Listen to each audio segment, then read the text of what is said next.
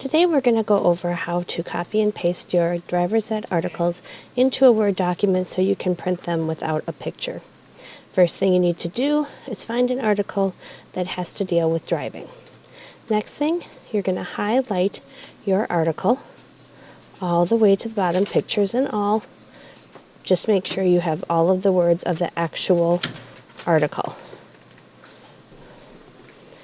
Then you're going to right-hand click with the mouse.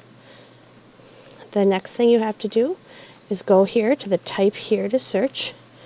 Type in Word. We're going to use Microsoft Word. You choose a new document. We're going to right-hand click. We're going to use the paste option A. Now Ms. Weaver wants you to have only 2 pages worth of text. So when we look at this, this is unnecessary. It has nothing to do with your article. We still are dealing with 3 pages though.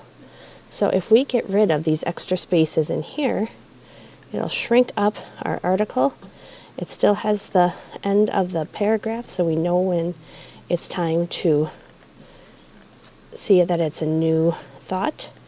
And this way we can make sure it'll fit on 2 pages. When you're done with that, you're going to go back to your article and get the URL from the top. We're going to copy and paste that as well into the Word document.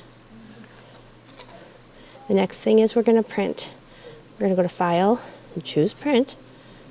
You need to make sure that this says IMC 604. Otherwise, it'll kind of just go into outer space. And then you print. And this is how you get your article for Miss Weaver's driver's ed class.